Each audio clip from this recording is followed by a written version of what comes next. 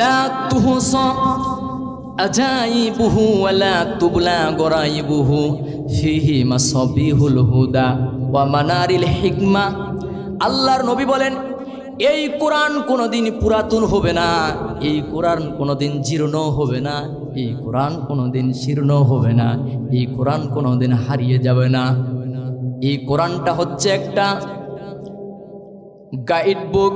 এই কোরআনটা যতদিন দিন মানুষ পড়বে, এই কোরআন থেকে যতদিন মানুষ উপদেশ গ্রহণ করবে, ততই ওই জাতির ওই মানুষগুলির সম্মান মর্যাদা বাড়ায় দিবেন। তিনি হলেন কে? এই জন্য কোরআন থেকে কথা বলতে আল্লাহ নবী বলছেন, সুন্দর করে জানাই দিচ্ছেন, মান ক্বালা বিহি সাদাকা ওয়া মান আমিলা বিহি উসিরা ওয়া মান হাকামা বিহি আদালা ওয়া মান দাআ ইলাইহি হুদিয়া ইলা সিরাতিম মুস্তাকিম। আল্লাহর নবী বলেন, যে ব্যক্তি এই কোরআন থেকে কথা বলে সে সত্য কথা বলেন আল্লাহু আকবার। যে ব্যক্তি এই কোরআন থেকে বিচার করে সে নাই বিচার করে, আর যে ব্যক্তি এই কোরআন দিয়ে মানুষকে ডাকে সে সত্যের দিকেই যেন ডাকে। আর যে ব্যক্তি কোরআনের উপর আমল করবে, রব্বুল আলামিন অবশ্যই তার নিজ প্রতিদান তাকে ফিরিয়ে দিবে। বলেন আল্লাহু আকবার। এটা এমন একটি গাইড বুক, এই দুনিয়ায় কত জল্পনা কল্পনা, কত কি নিজের জীবনটাকে সাজানোর জন্য আমরা চেষ্টা করি, কথা বলেন ঠিক কিনা? সুন্দর বাড়ি করার জন্য প্রতিযোগিতা, সুন্দর গাড়ির জন্য প্রতিযোগিতা, নিজের সন্তানকে একটা যদি চাকরি দিতে পারি তাহলে নিজেকে বড় ধন্য মনে করি, এরকম আমরা নিয়ত আছে না নাই?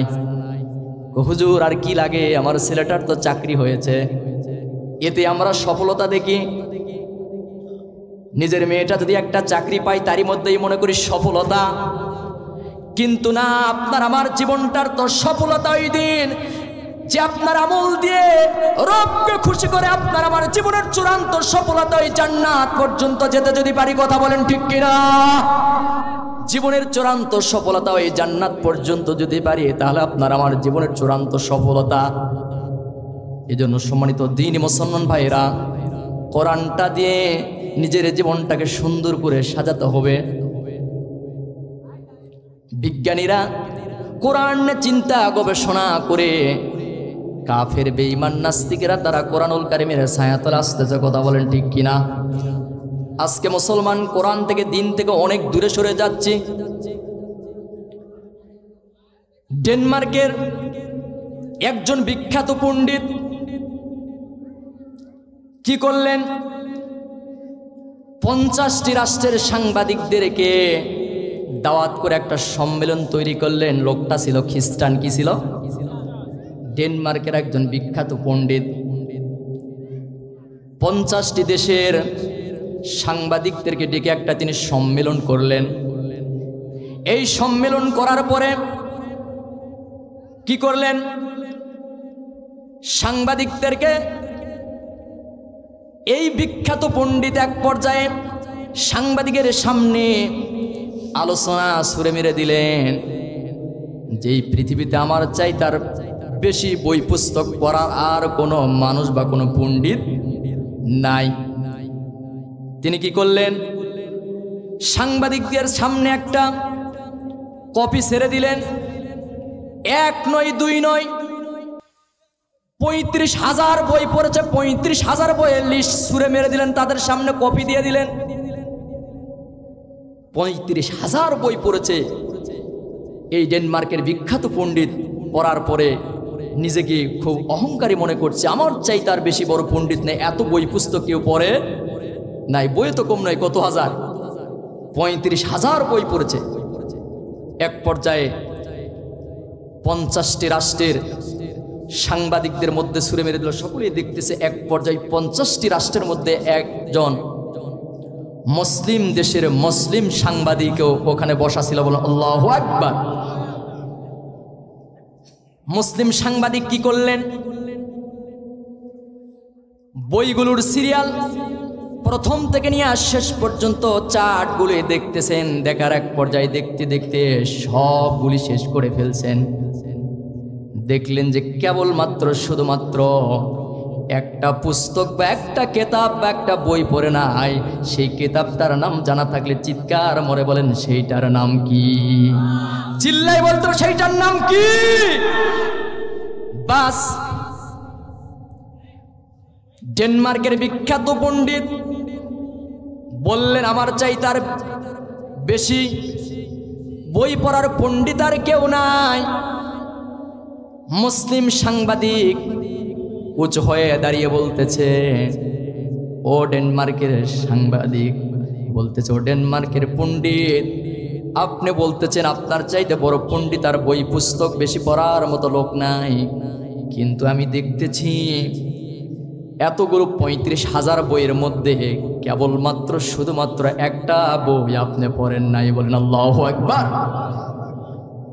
ডেনমার্কের বিখ্যাত পণ্ডিত বলছে, ও মুসলিম সাংবাদিক, বুঝতে পেরেছি তুমি যেই বইটার নাম বলবে, যেই কিতাবটার নাম বলবে ওইটা আমি জানি। বলেন আল্লাহু আকবার। তাহলে আপনি জানেন সেই বইটার নাম কেন পড়েন নাই? ডেনমার্কের বিখ্যাত পণ্ডিত বলতেছে, ওই বইটা আমি এই জন্যই পড়ি নাই যে ওই বইটা পড়লে আমি ডেনমার্কের বিখ্যাত পণ্ডিত, ওই বইটা পড়লে আমি জঙ্গি হয়ে যাব। কি হয়ে যাব? জঙ্গি হয়ে যাব। এই ভয়ে আমি ওই বইটা পড়ি নাই। মুসলিম সাংবাদিক বলছে, ও ডেনমার্কের পণ্ডিত, তুমি শুনে নাও আল্লাহর কসম দিয়ে বলতেছি, এই বইটি পড়লে কোশ্চিন কালো জঙ্গি হবেন না। এই বইটি যদি একটা বারের জন্য পড়েন কোশ্চিন কালো জঙ্গি হবেন না। এই মুসলিম সাংবাদিক কি করলেন? কোরআনুল কারীমের একটা কপি কি করলেন? ডেনমার্কের বিখ্যাত পণ্ডিতের হাতে একটা কপি ধরে দিয়ে বললেন, ও ডেনমার্কের পণ্ডিত, একটা কপি আপনি পড়েন। প্রথমে একটা পেজ, একটা পৃষ্ঠা বা একটা পাতার কিছু অংশ পড়েন। আপনি তো জঙ্গি হবেন না, কথা বললাম। যদি ভালো লাগে তাহলে পড়বেন, না যদি ভালো লাগে তাহলে পড়বেন না। একটা কপি তার হাতে উঠায় দিলেন। সেই কপিটার ভিতরে কোরআনুল কারীমের অনুবাদগুলি লেখা ছিল, অনুবাদগুলি করা ছিল ইংলিশে। বলো আল্লাহু আকবার। বাস, কি করলেন ডেনমার্কের বিখ্যাত পণ্ডিত? কপিটা গ্রহণ করলেন। খ্রিস্টান মানুষ, এত বই পড়লাম 35,000-এর মতো বই, এই কেতাবটার জন্য অনুরোধ করলেন, পড়ে একটু দেখি তো। বাস, পড়া শুরু করলেন রাতের বেলায়। খ্রিস্টান মানুষ, হাফ প্যান্ট পরা, স্যান্ডেল গেঞ্জি গায়ে একটা খ্রিস্টান মানুষ, এটা তো হওয়াই স্বাভাবিক, কথা বলেন ঠিক কিনা? আমেরিকান লোকেরা, চীনারা বৌদ্ধ বিহার ঐতিহাসিক পাহাড় পুরোনাকে সফরে আসে, তাদের পোশাকগুলি মনে হয় খুব ভালো নাকি? খ্রিস্টান মানুষ কি স্যান্ডেল গেঞ্জি পরা, হাফ প্যান্ট পরা, এই কোরআনুল কারীমের কপি পড়তেছেন। প্রথম কপিতেই, প্রথম শুরুতেই যেই আয়াতে কারিমাটা পড়তেছেন, পড়েন আমার সঙ্গে। আলিফ লাম মিম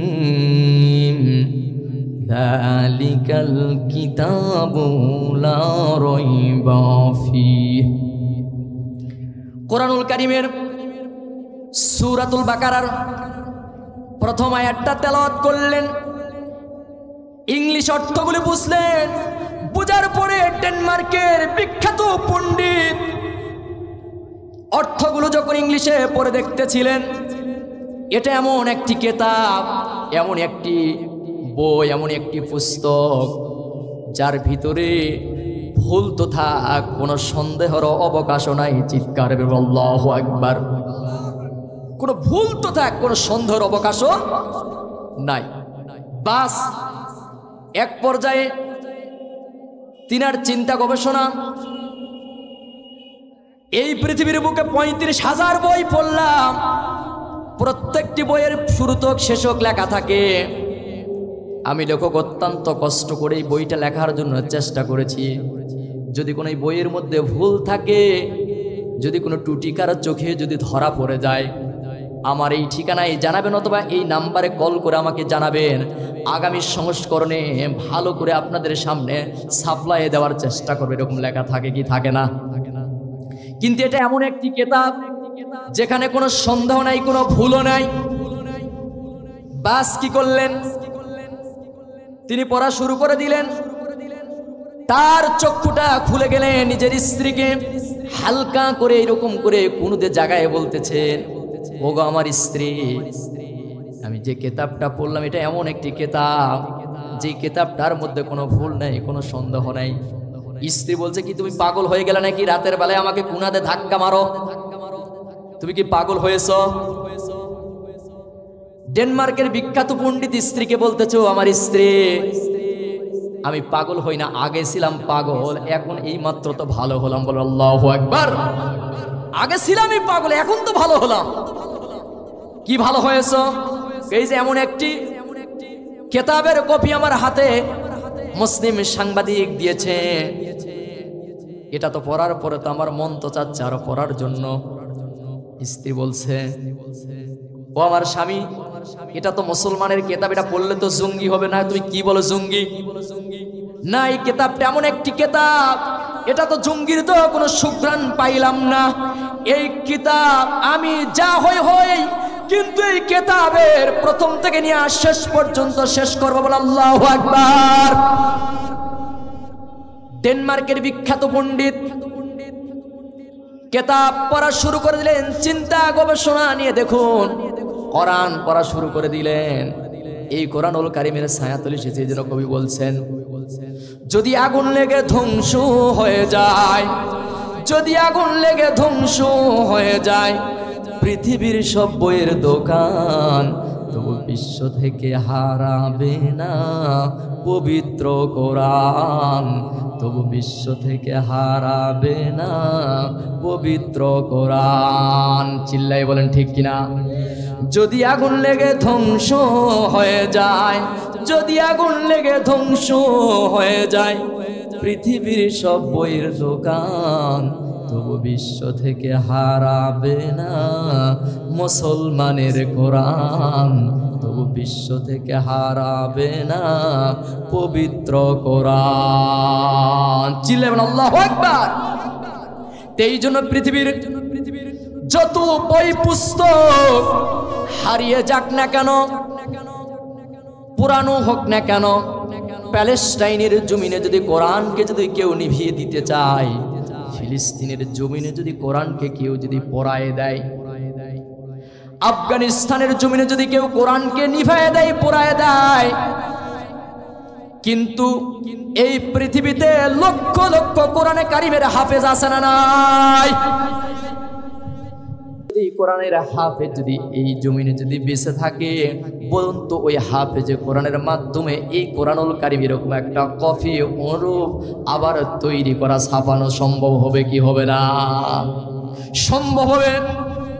এই জন্য কোরআনুল কারীমের হাফেজের সংখ্যা দিন দিন পৃথিবীতে বাড়তেছে। কথা বলেন ঠিক কিনা? আজকে মুসলমানদের সন্তান, কলিজা টুকরা সন্তানের ভিতরে কোরআনের জ্ঞান দেওয়ার দরকার আছে না নাই?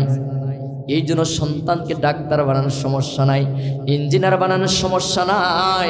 আপনি আমি তো একজন মুসলমানের বাচ্চা, মুসলমান, আপনার আমার কলিজা টুকরা সন্তানের ভিতরে কোরআনের জ্ঞান দেওয়ার দরকার আছে না নাই?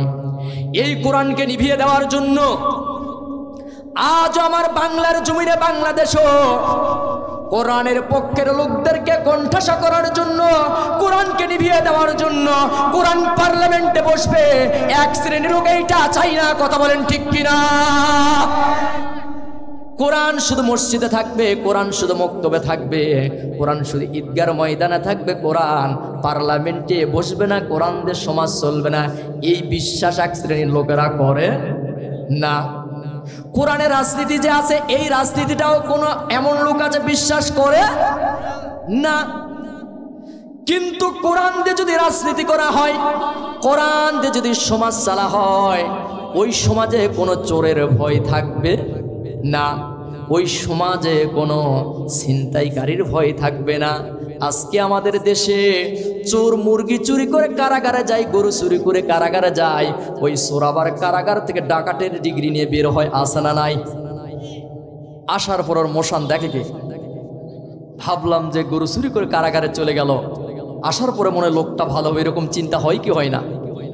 আসার পর ওর মোশান দেখে কে? হুজুর কেবল তো একটা র্যাঙ্ক বাড়লো, কি বাড়লো? একটা ডিগ্রি বাড়লো, ওটা আমি দেখে আসি। তাই নাকি? বাস তাই ঘটনা। পরে আসার বড় বড় কারবার করে, আসে না নাই?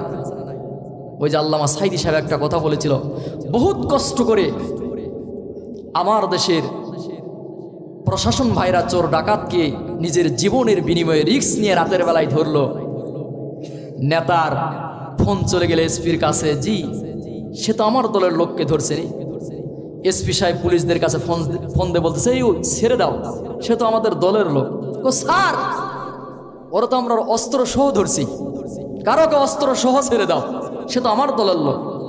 বলুন তো, যেই ডাকাতকে, যেই সন্ত্রাসকে অস্ত্র সহ ধরা হলো, উপর লেভেল থেকে ফোন গেল অস্ত্র সহ ছেড়ে দেওয়া হোক, বলুন তো এই বের হওয়ার পর ওই সমাজে আরো কি ঘটাবে? কথা বলেন ঠিক কিনা? এটা বাস্তবতা। এই জন্য সম্মানিত দ্বীনি মুসলমান ভাইরা, কোরআন যদি একটা বারের জন্য যদি পার্লামেন্টে বসে, চোর যদি চুরি করে তার হাতটাকে কেটে দেওয়া লাগবে, এ ঘোষণা কার? একটা চোরের যদি আমার মনে হয় আপনার নওগাঁ জেলার মধ্যে একটা চোরের যদি বিচার করা হয়, হাত যদি কেটে দেওয়া হয়, আমার মনে হয় রাজশাহী বিভাগ সচেতন হবে। কথা বলেন ঠিক কিনা? জনগণ বলবে তার সন্তান অপমানিত হবে যে মুখের বাবা চুরি করেছিল, এই জন্য হাতটা কেটে দিয়েছে। কথা বলেন ঠিক কিনা? এই জন্য বন্ধুগণ বলছিলাম, আজকে কোরআনুল কারীমের মাহফিল কত কষ্ট করে আয়োজন করেছে। এই কোরআন দিয়ে যদি আমাদের নিজের জীবনটা যদি না চালাই, সমাজ যদি না চালাই, পরিবার যদি না চালাই, মন যা চাই সেই পথে চলবো, মানুষের তৈরি করা আইন দিয়ে আমরা চলবো। আল্লাহ তাআলার কোরআনকে যদি প্রশ্ন করা হয়, কোরআনুল কারীম বলছেন সুন্দর করে, আমার সাথে একটু জানা থাকলে পড়েন, ওয়া মাইয়াবতাগি গায়রাল ইসলামি দীনান ফালাই ইকবালা মিনহু ওয়া হুয়া ফিল আখিরাতি মিনাল খাসিরিন।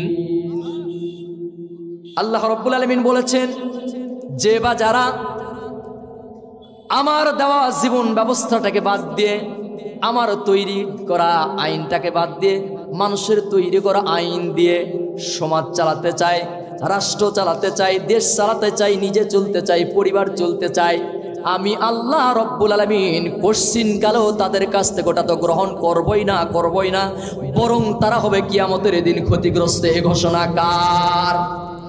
কিয়ামতের দিন যদি আপনি আমি ক্ষতিগ্রস্ত যদি হয়ে যায়, তাহলে সেদিন আর বাঁচার কোনো উপায় থাকবে? বাঁচার কোনো উপায় থাকবে না। এই জন্য সেই দিন বাঁচার কোনো উপায় থাকবে না। আমাদেরকে কেবলমাত্র শুধুমাত্র যে দিনটা আমাদের নিজের জীবনে মেনে নিতে হবে। আল্লাহ রাব্বুল আলামিন বলছেন, কোরআনকে প্রশ্ন করি, কোরআন কোন ধর্মটা, কোন দিনটা আমরা নিজের জীবনে মানব? বহুত দল, বহুত মত, বহুত পথ আছে, কোন ইসলামটা গ্রহণ করবো? আল্লাহ রাব্বুল আলামিন জানাই দিচ্ছেন, ইন্নাদ-দীনা ইনদাল্লাহিল ইসলাম। কেবলমাত্র শুধুমাত্র দিন যদি মানতে হয় সেটাই মাত্র ইসলাম, সেটাই মাত্র ইসলাম। তাহলে ইসলাম যদি মানতে হয়, তাহলে কোরআনুল কারীমের ছায়াতলে আমাদের আসার দরকার আছে না নাই? কোরআনে কারীমের ছায়াতলে আসতে হবে। কোরআন প্রেমিক লোকদের সাথে আমাদের চলার দরকার আছে না নাই? এমন নেতার পিছনে আমরা চলে, যেই নেতারা দাঁড়িয়েও নাই, মোছো নাই, হলিন মুলা দেখছেন নাকি? এমন নেতার স্লোগান আমরা জীবনে মারি। কথা বলেন ঠিক কিনা? অমুক নেতার চরিত্র ফুলের মতো পবিত্র, নামাজ পড়ে না, এক ওয়াক্ত গাঞ্জা খায়, আপনারাই ভালো জানেন। সেজন্য যেই নেতার পিছনে স্লোগান মারতেছি, যেই নেতার জীবনটা ফুলের সঙ্গে তুলনা করলাম, ওই নেতা এতের অন্ধকারে যদি চট্টগ্রামের জমিনে যায়, যদি কুকর্ম করে অবৈধ কাজ করে, বলুন তো ওই নেতার সাথে কি আপনি ছিলেন? আপনি ছিলেন না? কেমন ওই নেতার চরিত্র ফুলের মতো পবিত্র আপনি বলতে পারেন? কেবলমাত্র শুধুমাত্র যেই নেতাকে নিজের জীবনে মেনে নিতে হবে তিনি হচ্ছেন লাকাদ কানা লাকুম ফি রাসূলিল্লাহি উসওয়াতুন হাসানা। কেবলমাত্র শুধুমাত্র যেই নেতাকে নিজের জীবনে আদর্শবান নেতা হিসাবে মেনে নিতে হবে তিনি হচ্ছেন বিশ্বনবী জনাবে মুহাম্মদুর রাসূলুল্লাহ। চিৎকার মেরে বলেন সাল্লাল্লাহু আলাইহি ওয়াসাল্লাম। সেই নবীকে নিজের জীবনে আমাদের মেনে নেওয়ার দরকার আছে না নাই? কিন্তু সেই নবীর দেখানো পথে আপনি আমি চলি না। নবীজির কথাগুলো শুনলে, সাহাবায়ে কেরামের জীবন বৃত্তান্ত শুনলে নিজের চোখের পানি ফেলে দিতে রাজি, কিন্তু ওই ময়দানে পা দিতে রাজি নাই। মসজিদে ইমাম নিযুক্ত করা হবে ওগুলো আমরা খুব পটু। অনেক সময় আমাকে বলে, হুজুর আমার মসজিদে একটা ইমাম সাহেব লাগবে, একটু পাঠায় দেন। বাস একটু পাঠায় দিলাম। প্রথম জুমায় হুজুর নামাজ পড়ে আসলো, পরে আমি খবর নিলাম আসলে কেমন কি। সভাপতি সাহেব পাঠাই দিলাম, হুজুর চলবে? কই হুজুর চলবে ঠিকই, কিন্তু হুজুরের তো একটু সমস্যা, দাড়ি ছোট। কি দাড়ি ছোট? ওই সভাপতি ওই চাচাকে বললাম, চাচা সবই তো ঠিক আছে, শুধু একটু দাড়িটা ছোট, কিন্তু আপনার মুখে তো দাড়ি, ওই ছোটকার দাড়ি তো না, আপনার তো হলেন মুলা। সভাপতি সাহেব, মসজিদের সভাপতি, উনি বলতেছে হুজুর সবই ঠিক আছে, কিন্তু একটু তো সমস্যা, দাড়িটা একটু ছোট। দাড়ি আছে ঠিকই, একটু ছোট। আমি বললাম যে ওনার দাড়ি একটু ছোট, গোড়া যখন আছে একটু রাখছে, যখন একটু থুলে বড় হবে, কিন্তু আপনার তো গোড়াই দেখতেছি না। হ্যাঁ হ্যাঁ করে হেসে দিয়ে বলতেছে, হুজুর নিয়ত আছে, রাখবো নিয়ত আছে, এখন ওই ছোট মেয়েটা বিয়ে দিতে পারি নাই, তো একটু বিয়ে দেওয়ার পর দাড়ি রাখবো, তবে নিয়ত আছে, আপনাদের লাইনে যাবে ইনশাল্লাহ, এ কথা বলছে। তার মানে মসজিদের ইমাম নিযুক্ত করবে, নিজের দাড়ি নাই, মোছো নাই, কিন্তু ইমাম সাহেবের দাড়ি হবে লম্বা। নিজের স্ত্রী, নিজের মেয়ে ছোট শর্ট পোশাক পরে ঘুরে, কিন্তু ইমাম সাহেবের স্ত্রী হঠাৎ একদিন বড় পোশাক পরে ঘুরছে, কিন্তু একটু বোরকা পরে নাই। ওটা দেখে আসে আর এক মুসল্লিক বলছে, এ হুজুরকে মনে হয় রাখা যাবে না। হুজুরের স্ত্রীকে দেখলাম 3 পিস পরে যেন ওনার বাড়ির থেকে আর এক বাড়ির পার হলো। এটা দেখে আসে ঠিকই মুসল্লিদেরকে বলে, এরকম লোক আসে না নাই? এটা সমাজের বাস্তব দেখি। অথচ ওই নিজেই দিনে 3 প্যাকেট সিগারেট খায়। ইমাম সাহেব একটু মেলার সাইড দিয়ে বাজার দিয়ে গেছে, না জানি কোথা দিয়ে, হুজুর মনে হয় আসলেই ওখানেই ছিল নাকি, এরকম লোক আসে না নাই? কি টার্গেট? তার মানে যেদিন জাতি মনে করবে মসজিদের ইমাম সাহেবের যেমন নিশা হারাম, মসজিদের ইমাম সাহেবের স্ত্রী যেমন পর্দা করতে হবে, মসজিদের ইমাম সাহেবের মেয়ে যেমন বেপরদায় ঘুরতে পারে না, প্রতিটি মুসল্লি যদি ওই রকম মনে করে ইমাম সাহেবের জন্য যেটা না জায়েজ, আমার স্ত্রীর জন্য না জায়েজ, আমার সন্তানের জন্য না জায়েজ, এই মানসিকতা যদি প্রতিটি মুসল্লির যদি তৈরি হয়ে যায়, আল্লাহর কসম দিয়ে বলবো ওই সমাজে শান্তি প্রতিষ্ঠিত হয়ে যাবে। কথা বলেন ঠিক কিনা? চিল্লাই বলেন ঠিক কিনা? এজন্য ইমাম সাহেব প্রথম জুমায় এসে আবার একদিন এক ইমাম সাহেবকে পাঠিয়ে দেওয়া হলো। ইমাম সাহেব এত সুন্দর বক্তব্য দিয়েছে যে আমার বক্তব্য কোরআন হাদিসের বাহিরে বক্তব্য দিব না, কোনো সভাপতির দিকে তাকায়ে দেখব না, কোনো নেতার দিকে তাকায়ে দেখব না, কোনো ক্যাশিয়ার দিকে তাকায়ে দেখব না, সেক্রেটারির দিকে তাকায়ে দেখব না, আমি কথা বলবো কোরআন এবং হাদিস থেকে। এই বক্তব্য যখন ইমাম সাহেব পরের ইমাম সাহেব এসেছে বলেছে, বলার পরে এক বাক্যে মসজিদের সমস্ত মুসল্লিরা সেই দিন চিৎকার করে বলছিল, হুজুর আপনার সঙ্গে আমরা একমত, আপনার বক্তব্যে ইমামি মসজিদে চলবে। কথা বলেন ঠিক কিনা? এক বাক্যে মুসল্লিরা এই স্লোগান যখন দিয়েছে, ইমাম সাহেব মুস্কি মারে মনে মনে হাসতেছিল, যাক আজকে চাকরি আর উদুল হবে, টিকে গেছি। মুসল্লিরা এত সুন্দর গর্জন দিয়েছে, না জানি চাকরি টিকে গেলাম, আগামী জুমাতে আসবো, বাস।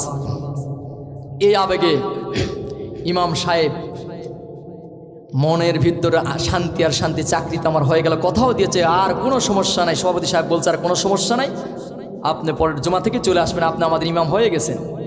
মহব্বতের সহিত দ্বিতীয় জিমা ইমাম সাহেব যখন আসলো, আসার পরেই বক্তব্য শুরু করে দিয়েছে সুন্দর করে। যেহেতু প্রথম জুমায় সুন্দর আলোচনা করেছে, সকলেই খুশি, তার মানে মুসল্লিরা সকলেই কোরআন হাদিসের আলোচনা শুনতে রাজি। দ্বিতীয় জুমায় বক্তব্য শুরু করে দিয়েছে। কোরআন দিয়ে শুধু মসজিদে চলবে না, কোরআন দিয়ে শুধু মক্তবে চলবে না, কোরআন দিয়ে শুধু মাদ্রাসায় চলবে না, কোরআন দিয়ে শুধু ঈদগায় চলবে না, এই কোরআনটা দিয়ে পার্লামেন্ট চালাতে হবে, এই কোরআন দিয়ে সমাজ চালাতে হবে, এই কোরআনটা দিয়ে নিজের পরিবার চালাতে হবে, ব্যক্তি চালাতে হবে। এমন করে সুন্দর করে যখন দ্বিতীয় জুমায় যখন বক্তব্য দিয়েছে, সেই দিন দেখেছেন ওই মসজিদের মুসল্লির কিছু মুসল্লি মুখটা বাঁকা করে মাথাটা নিচু করে মনে মনে ভাবতেছে এই হুজুর তো দ্বিতীয় জুমায় আসে রাজনীতি শুরু করলো। কথা বলেন ঠিক কিনা? ওই মুসল্লিদের মধ্যে ডিভাইডেড যে দ্বিতীয় জুমায় এই হুজুর তো রাজনীতি শুরু করলো। আসলে এই হুজুর কি রাজনীতি করেছে? হুজুর যে রাজনীতির কথা বলেছে এটা তো কোরআনের কথা। কথা বলেন ঠিক কিনা? রসুল যখন মক্কা থেকে মদিনায় যখন হিজরত করলেন, মদিনায় সুন্দর জায়গা দিতে চেয়েছে মদিনাবাসী, মসজিদ ছেড়ে দিতে চেয়েছে, আস্তানা খানকা সব কিছু ছেড়ে দিতে চেয়েছে। রসুল বলেছেন মদিনায় শুধু ওই ভালো খাওয়া দাওয়া এগুলো নিয়ে শুধু থাকলে হবে না, আমি রব্বুল আলামিনের পক্ষ থেকে তো কোরআন প্রতিষ্ঠিত বিজয়ী করার জন্য এসেছি। কথা বলেন ঠিক কিনা? আমাকে এই মদিনার প্রেসিডেন্ট হতে হবে। কি হতে হবে? মদিনার যদি প্রেসিডেন্ট হতে চায়, রসুল যদি মদিনার যদি প্রেসিডেন্ট হয়, তাহলে আলেম ওলামা যদি একটু দায়িত্বে যদি দাঁড়ায়, মসজিদের ইমাম সাহেব যদি একটু মেম্বারে দাঁড়ায়, ওই মুসল্লিরাই বিরোধিতা করে আসে না নাই? আসলে এই ভালো মানুষ যখন সমাজে আপনি বসায় দিতে পারবেন না, ভালো তো বিচার পাবেন না। কথা বলেন ঠিক কিনা? ইমাম সাহেবকে আমরা তখন ফোন দেই, নিজের ছেলেমেয়ের বিবাহ পড়ার সময় ফোন দেয়, আসে না নাই? কিন্তু বাড়িতে যখন গ্যাঞ্জামে পড়েছে, নিজের ছেলে যখন অবৈধ কাজ করেছে, তখন কিন্তু ইমাম সাহেবকে আর আমরা ওই বিচারে ডাকি না। ওই বিচারে ডাকেন, ওই বিচারে যত গাজারু তাসারু মদারু দাড়িও নাই মোছো নাই এমন নেতাদেরকে আমরা ডাকি। কথা বলেন ঠিক কিনা? ওই নেতারা সেই বিচার সালিশ করে, বাস ইমাম সাহেব ওই দিকতে চলে যাচ্ছে, কি ব্যাপার আমার মসজিদের মুসল্লির ভিতরে কি বিচার হয়? ইমাম সাহেব যখন এই কথা বলছে, কিছু লোক বলছে হুজুর ওই জায়গায় আপনার যাওয়ার দরকার নাই। ভালো মানুষ ওই বিচারকের ভিতরে যদি না ঢুকায় দেন, আপনি কেমনে ভালো নাই বিচার পাবেন? কথা বলেন ঠিক কিনা? তার মানে আপনার মতলব তো খারাপ। খারাপ মানুষগুলো দিয়ে বিচার করাতে চান, ওই জায়গায় কখনো ভালো মানের বিচার পাওয়া সম্ভব নয়। এজন্য ভালো মানুষগুলোকে সমাজের সেক্টরে বসে দেওয়ার দরকার আছে না নাই? আমরা কোরআন হাদিস থেকে যখন কথা বলি, কিছু লোক আমাদেরকে বলে হুজুর আপনাদের আলোচনা বয়ানগুলি তো খুবই ভালো লাগে, কিন্তু মাঝে মধ্যে আপনার রাজনীতির কথা বলেন। বলুন তো রাজনীতির কথা কি বললাম? এই কথা তো কোরআন হাদিসের কথা। কথা বলে ঠিক কিনা? এই তো কোরআনের কথা, এগুলো মানুষের কোনো কথা নয়। এই জন্য আল্লাহ রাব্বুল আলামিন কোরআনে হাকিমের মধ্যে সুন্দর করে জানায় দিচ্ছেন, রব কি বলছেন? লাশামসু ইয়ামবাগি লাহা আন তুদরিকাল কমর ওয়ালাল্লাইলু সাবিকুন নাহার ওয়া কুল্লুম ফি ফালাকিন ইয়াসবাহুন। আল্লাহ রাব্বুল আলামিন বললেন, প্রবল জ্ঞানী হইবে যাহারা, আপন মনেতে বুঝিবে তাহারা, রাত্রি পারে না আগে যাইবার, দিনের স্থান করে অধিকার। সূর্য পারে না চন্দ্রকে ধরিতে, চন্দ্র পারে না সূর্যকে ধরিতে, যার যে স্থান বহল রাখিয়া ভ্রমণ করিছে খোদাকে দুড়িয়া। বলেন আল্লাহু আকবার। তার মানে রাতের ক্ষমতা নাই দিনকে ধরতে পারে, দিনের ক্ষমতা নাই রাতকে ধরতে পারে। এগুলো সব কেবলমাত্র শুধুমাত্র নির্ধারিত কক্ষপথে রয়ে রবকে স্মরণ করছে। কথা বলেন ঠিক কিনা? এক একজনের চিন্তা চেতনা এক এক রকম, বিজ্ঞানীদের চিন্তা চেতনা এক একজনের এক এক রকম। 1665 খ্রিস্টাব্দে স্যার আইজাক নিউটন মাটির মাধ্যাকর্ষণ শক্তি সম্পর্কে জানায় দিলেন। অথচ আজ থেকে ১৫০০ বছর পূর্বে আল্লাহ তাআলা এই কথাগুলো কোরআনে বলে দিয়েছে। বলি আল্লাহু আকবার। বিজ্ঞানীদের চিন্তা চেতনার কোনো মিল নাই, এক একজনের চিন্তা চেতনা এক এক রকম। কার্ল মার্কস তিনি বলেছেন মানুষ হচ্ছে পেট সর্বস্ব জীব। তারপরে ফ্রয়েড বলেছেন মানুষ হচ্ছে সেক্স সর্বস্ব জীব। ডারউইন বলেছেন মানুষ মানুষই নয়, মানুষ বানরের বংশধর। বলে নাউজুবিল্লাহ। একটা বিজ্ঞানীর সাথে আর একটা বিজ্ঞানীর কোনো কথার মিল আছে? কেউ বলছে মানুষ এই জিনিস ওই জিনিস, ডারউইন বলেছেন মানুষ হচ্ছে বানরের বংশধর। আসলে বলুন তো আমরা কি বানরের বংশধর? আমাদের আদি পিতাকে আদম আলাইহিস সালাতু ওয়াস সালাম। এই জন্য আমি তো বলি বিজ্ঞানীর আবিষ্কার যত দিন দিন বাড়বে মানুষের পক্ষে তত কোরআনটা বোঝা সহজ হবে বলি আল্লাহু আকবার। মানুষের পক্ষে তত কোরআনটা বোঝা সহজ হবে। এজন্য আমাদের দরকার সমাজে ভালো মানুষদের পাশে দাঁড়ানোর দরকার আছে না নাই? আমাদের লোক সংখ্যা যদি কম হয়, ওই পথে যদি আপনি আমি থাকতে পারি, বিজয়ী দেওয়ার মালিককে। এই জন্য সঠিক জায়গায় আমরা থাকবো, ইস্তেকামাত থাকবো, অটল থাকবো। সাহাবায়ে কেরামেরা আল্লাহর নবী যখন ডাক দিয়েছে আর পিছনে তাকানোর কোনো সময় তারা পায় নাই। হাদিস শরীফের মধ্যে পড়ে দেখলাম, মুসনাদে আহমদের মধ্যে হাদিসটি এসেছে। দেখুন একটু দিলের কান দিয়ে। হযরত আনাস রাদিয়াল্লাহু তাআলা আনহু হতে বর্ণিত, মদিনায় একজন ইতিম সন্তান বসবাস করতেন, একজন ইতিম ছেলে বসবাস করতেন। আমাদের দেশে পিতামাতা যাদের মারা যায় তাদেরকে আমরা কি বলি? ইতিম। কিন্তু যদি বড় বড় কোটিপতির যদি সন্তানের যদি বাবা মারা যায়, ওটা তার ইতিম ব্যবহার করে না। কথা বলেন ঠিক কিনা? একদম মানে লড়বড়া মানুষ যদি মারা যায়, এটা ইতিম বাবা একটু কিছু সহযোগিতা করেন, বলে কি বলে না? মদিনায় একজন ইতিম সন্তান বাস করতেন। তার একটা ছিল খেজুরের বাগান। ওই খেজুরের বাগানটা ইতিম সন্তানটি একটু চিন্তা করলো, ওই খেজুরের বাগানটার একটু প্রাচীর দিবে, একটু সীমানা বরাবর প্রাচীর দিবে, যাতে করে প্রতিবেশী আর একজনের একটা খেজুরের বাগান আছে তার সাথে যেন হট্ট গন্ডগোল না বাঁধে। বলুন তো নিয়ত ভালো না খারাপ? যাতে করে এই খেজুরের বাগানটা সাথে আরেকজন প্রতিবেশীর বাগানের যেন আল নিয়ে সীমানা নিয়ে যেন ঝগড়াঝাটি না হয়। বাস এই এতিম কি করলেন? নিয়ত অনুযায়ী, চিন্তা অনুযায়ী প্রাচীরটাও দেওয়া শুরু করলেন। কিন্তু এই প্রাচীর দেওয়া শুরু করে দিয়ে দেখলেন যে প্রতিবেশী আরেকজনের আরেক চাচার, প্রতিবেশী চাচার একটা খেজুরের গাছ তার সীমানা বরাবর, তার সীমানার দিকে পড়ে গিয়েছে বাঁকা হয়ে। বলুন তো সীমানা বরাবর, আল বরাবর একটা খেজুরের গাছ যদি বাঁকা হয়ে যদি আসে, বলুন তো সীমানার প্রাচীরটা কি আর সোজা করে দেওয়া যাবে? বুঝায় বলেন যাবে? সম্ভব না। এই পার্শ্বের খেজুরের বাগানের মালিকটার নাম ছিল আবুল উবাবা।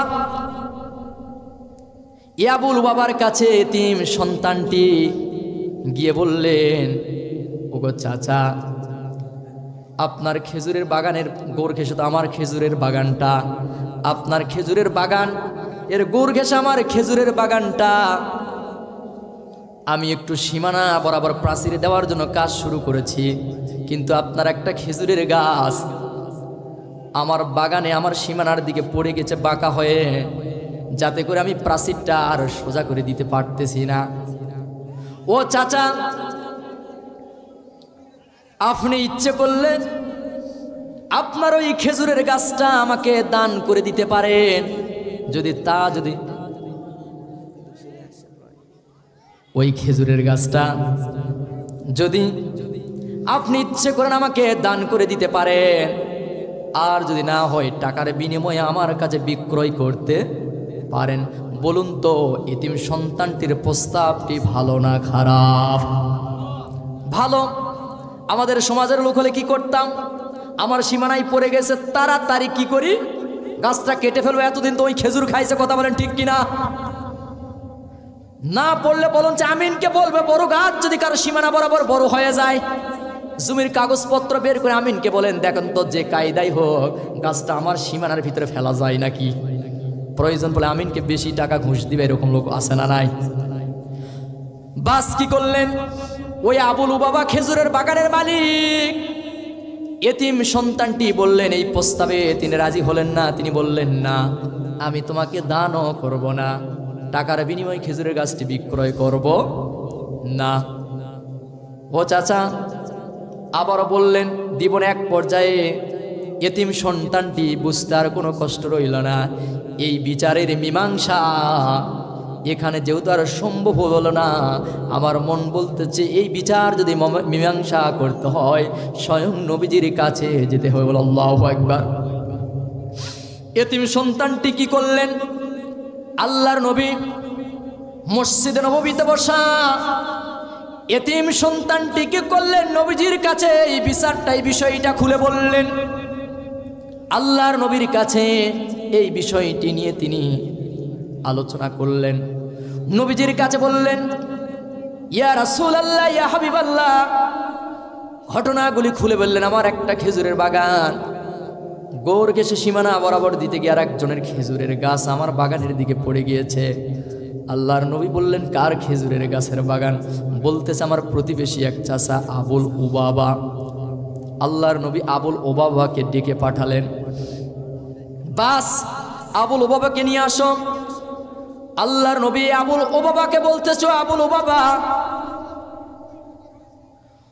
এই এতিম সন্তানটির খেজুরের বাগানের গুড় ঘেঁষে তোমার একটা খেজুরের গাছ এতিম সন্তানটির সীমানার দিকে চলে এসেছে। তুমি ইচ্ছে করলে এই খেজুরের গাছটা তাকে দান করতে পারো, যদি না সম্ভব হয় টাকার বিনিময়ে বিক্রয় করতে পারো। এই আবুল বাবা বলতেছে নবীজির সামনে, নবীজি আমি তাকে টাকার বিনিময়ে বিক্রয় করব না, দানও করব না। নবীজি আবার বললেন, ও আবুল বাবা, আবারও বলছি এতিম সন্তানটিকে তুমি এই খেজুরের গাছটি দান করো, যদি সম্ভব না হয় টাকার বিনিময়ে তুমি এই খেজুরের গাছটা তার কাছে বিক্রয় করো। আবুল ও বাবা এক পর্যায়ে বলতেছে, না আমি দানও করব না, বিক্রয় করব না। নবীজি আবার বললেন, ও আবুল বাবা, তুমি যদি একটা খেজুরের গাছ যদি এতিম সন্তানটিকে দান করে দিতে পারো অথবা টাকার বিনিময়ে যদি দিতে পারো, রব্বুল আলামিন, আল্লাহ রব্বুল আলামিন তোমার জন্য জান্নাতের ভিতরে একটা খেজুরের গাছ বরাদ্দ করে দিবে। বলেন আল্লাহু আকবার, লিল্লাহি তাকবীর। এই আবুল বাবা বলতেছেন, ইয়া রাসূলুল্লাহ, ইয়া হাবিবাল্লাহ, না আপনার প্রস্তাবে আমি রাজি হলাম না। খেজুরের গাছটি জান্নাতের একটি খেজুরের গাছের বিনিময়ে আমি দিব না। পাশেই বসা ছিলেন আবু দাহদা রাদিয়াল্লাহু তাআলা আনহু নামক একজন সাহাবী। আবু দাহদা আল্লাহ রাসূলের কাছে প্রশ্ন করেই বসলেন, ইয়া রাসূলুল্লাহ, ইয়া হাবিবাল্লাহ, ওগো আল্লাহর নবী, আমি আবু দাহদা বলতেছি ওই খেজুরের গাছটা যে কোনো বিনিময়ে যদি আমি ক্রয় করে যদি এতিম সন্তানটিকে যদি দিয়ে দিতে পারি, বলেন তো ইয়া রাসূলুল্লাহ, ওই জান্নাতের ভিতরে ওই খেজুরের গাছটার মালিক কি আমি আবু দাহদা কি হতে পারবো? বলেন আল্লাহু আকবার। আল্লাহর নবী বললেন, ও আবু দাহদা, যদি তুমি ওই খেজুরের গাছটি যদি ক্রয় করে এতিম সন্তানটিকে যদি তুমি দিতে পারো, তোমার জন্য ওই জান্নাতের ভিতরে খেজুরের গাছটা বরাদ্দ হয়ে যাবে। বলি আল্লাহু আকবার। আবু দাহদা আবুল উবাবাকে এখন ডেকে বলছে, ও আবুল উবাবা, এই মদিনায় আমার একটি খেজুরের বাগান আছে, ওই বাগান সম্পর্কে কি তোমার জানা আছে? তুমি কি জানো? আবুল বাবা বলতেছে, ও আবু দাহদা, তোমার যে বড় একটা বাগান আছে, ঐতিহাসিক বাগান, এরা খুব প্রসিদ্ধ বাগান। এই বাগানটা কে না জানে বলুন তো? ঐতিহাসিক পাহাড়পুর পর্যটন কেন্দ্র, এইটা সম্পর্কে সারা পৃথিবীতে সারা বিশ্বে জানে কি জানে না? আর সেই সময় মক্কা মদিনায় প্রসিদ্ধ একটা খেজুরের বাগান আবু দাহাদা ওই আবুল ও বাবাকে বলতেছো, আবুল ও বাবা আমার যে ওই খেজুরের বাগানটা আছে তুমি কি ওই বাগান সম্পর্কে জানো? ওই জানি। তে কি হয়েছে? শুধু তাই নয়, আবু দাহাদা বলছে ওই খেজুরের বাগানের ভিতরে 600 বিশিষ্ট খেজুরের গাছ আছে, যার প্রত্যেকটি গাছে সুস্বাদু খেজুর ধরে। তুমি কি তা জানো? তাও জানি। শুধু তাই নয়, এই মক্কা মদিনায় সবচাইতে মানুষের পানির তৃষ্ণার্ত, পানির পিপাসা, ওই বাগানের ভিতরে আমার সুন্দর একটা কূপ খনন করা আছে। তুমি কি জানো? আবুল উবাবা বলতেছে তাও জানি। শুধু কি তাই, ওই বাগানের ভিতরে আমার একটা সুন্দর বাড়ি আছে, ওই বাড়িটা কি তুমি জানো? কই তাও জানি। আবু দাহাদা বলতেছে আবুল বাবা তোমার ওই একটা খেজুর গাছের বিনিময়ে আমার ওই 600 খেজুরের গাছ তোমাকে দিয়ে দিচ্ছি, আমার ওই কূপ দিয়ে দিচ্ছি, আমার ওই বাড়ি দিচ্ছি। ও আবুল বাবা বলো তো, তুমি ওই একটা খেজুর গাছের বিনিময়ে আমার এতগুলি সব কিছু, ওই বাগান, বাড়ি, কূপ, 600 বিশিষ্ট খেজুর গাছ তোমাকে আমি বিক্রয় করে দিব ওই একটা খেজুর গাছের বিনিময়ে। ও আবুল ও বাবা বলো তো তুমি এখন কি দিবে? বলুন তো এখন আবুল ও বাবার মনের মতলব এখন ভালো হবে না খারাপ হবে? একটা জয়ফ্রাট আপনি গরু নিয়ে গেছেন, গরুর দাম খালি 50,000, এক চান্সে যদি 1,20,000 টাকা দাম করে, চাচার মাথা কি আর ঠিক থাকবে? চাচা এখন কবে যে জাল টাকা দিবে না অরিজিনাল দিবে? বা চাচাই চিন্তা করবে যে পকেট আমার ঠিক আছে না, এগুলা দেখবে। আবুল বাবার কি হয়েছে? মনটা নরম হয়ে গেছে। এই সুযোগ আর হাতছাড়া করা যাবে না। মুসলমান যদি বুঝে থাকেন বর্তমান বাংলাদেশও কোরআন বিজয় করার জন্য একটা সুযোগ এসেছে, বুঝে যদি থাকেন এই সুযোগ হাতছাড়া করা যাবে না। আবুল ও বাবা বলতেছে ও আবু দাহাদা ঠিক আছে আমি জানি। এরপরে আবুল বাবা এখন উপস্থিত সকলের সামনে বলতেছে আবু দাহাদার মাথা কি ঠিক আছে নাকি? কি বলে আবুল বাবা? আবুল বাবা এখন বলতেছে সত্যি আবু দাহাদা তুমি এটা কি অরিজিনালে বলছেন না তোমার মাথা ঠিক নাই নাকি, না পাগল হয়ে বললে কথা?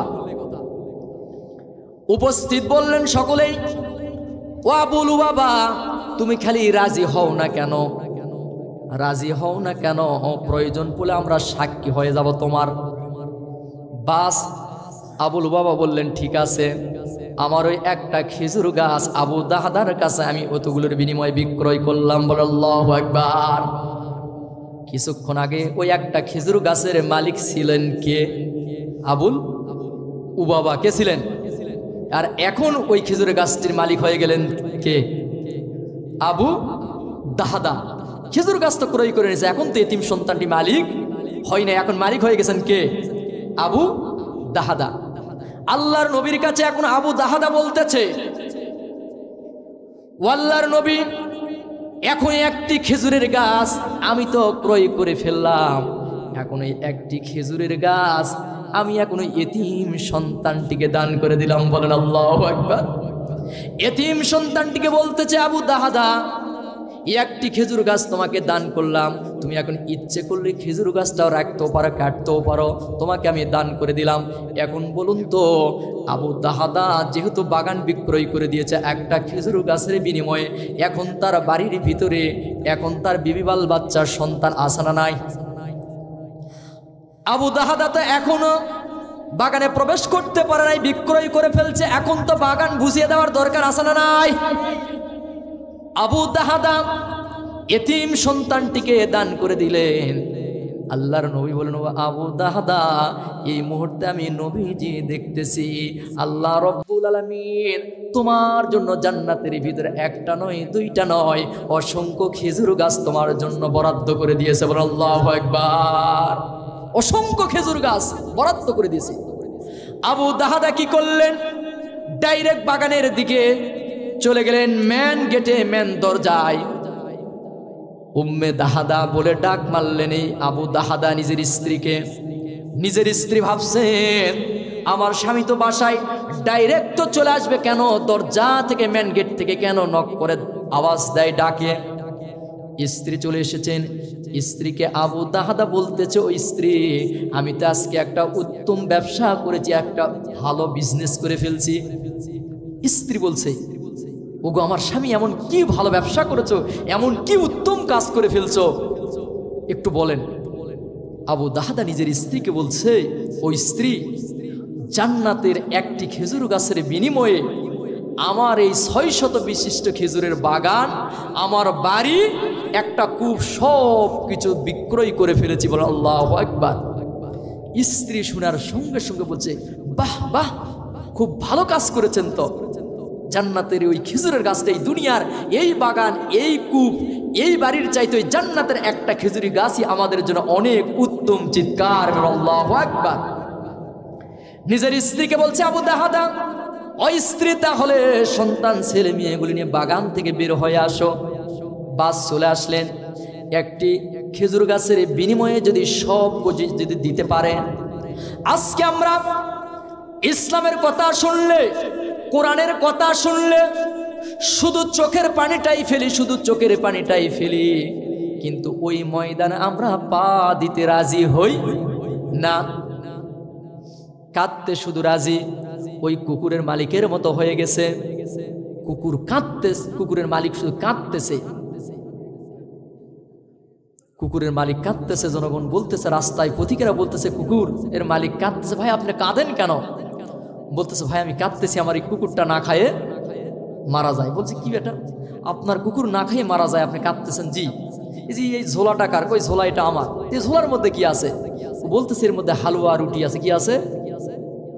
আগন্তুক ব্যক্তি বলছে, আরে ভাই, আপনার কুকুর না খায় মারা যায়, আপনার ঝোলার ভিতরে হালুয়া রুটি আছে, আপনি দিচ্ছেন না। হালুয়া রুটি খাইলে তো আপনার কুকুরটা বেঁচে যায়। বলতেছে, আপনার সে আমি খুব ভালো বুঝি, হালুয়া রুটি দিলে তো আমার ফুরায় যাবে, আর আমি কাঁদতেছি, এতে তো আর আমার টাকা খরচ হচ্ছে না। আজকে আমাদের দশাও হয়ে গেছে। তাই ইসলামের কথা শুনলে, আলেম ওলামার বক্তব্য শুনলে, ওই সাহাবায়ে কেরামের ইতিহাসগুলো শুনলে আমরা শুধু চোখ দিয়ে পানি দিতেই রাজি। কথা বলেন ঠিক কিনা? মানে কাঁদতে তো আর টাকা লাগে না, কিন্তু ওই ময়দানে আমরা টাকা দিয়ে, পয়সা দিয়ে, নিজের যোগ্যতা, বডি দিয়ে, জীবন দিয়ে সহযোগিতা করতে অনেকেই রাজি হই না।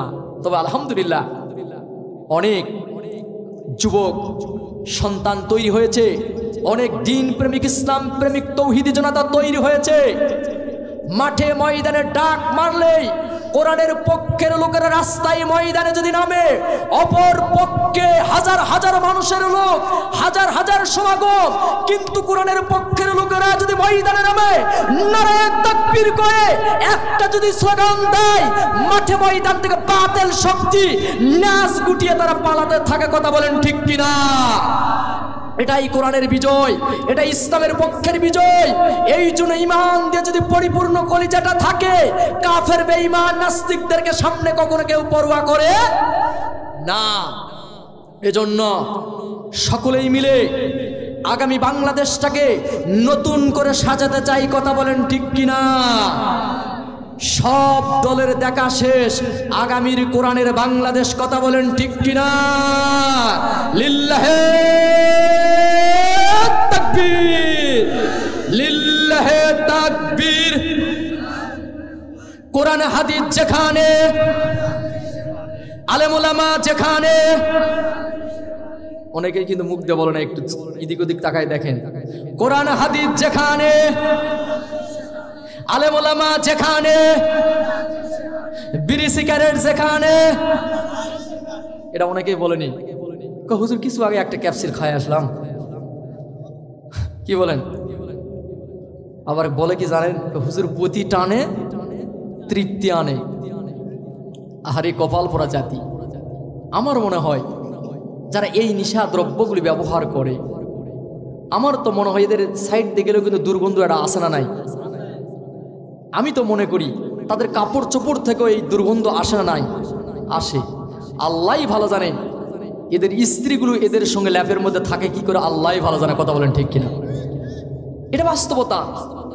এজন্য যুবকদেরকে বলবো, মা বোনদেরকে বলবো, মা বোনেরা যুবকদেরকে রিসিভ করুন, যেই যুবক নেশার সঙ্গে জড়িত না, এমন একটা সুন্দর যুবককে রিসিভ করুন। কিন্তু অনেক মেয়েরা ওই যুবকদেরকে চাই না, ওই যুবকদের চাই যেই যুবকের চুলের ক্যাসিংটা ওই মেসির মতো, কথা বলেন ঠিক কিনা, এরকম চাই। যদি আমাকে একটু মোটরসাইকেল নিয়ে এতিমের মতো ঘুরতে পারে তাহলে আর কিছু লাগে না, এরকম আশা নাই। আজকে আমি আপনাদের উদাত্ত আহ্বান করব, কলিজা টুকরা সন্তানদের ভিতরে কোরআনের জ্ঞান দেন। এই সন্তানটাকে একদিন এই সমাজের কাজে লাগবে, দেশের কাজে লাগবে। এজন্য বলছিলাম বন্ধুগণ, কোরআনুল কারীমের ছায়াতলে যেই মানুষগুলি যখন এসেছে, জিরো মানুষগুলি যখন কোরআনুল কারীমের সংস্পর্শে এসেছে, ওই জিরো মানুষগুলিকে হিরো বানাই দিয়েছেন। তিনি হলেন কে?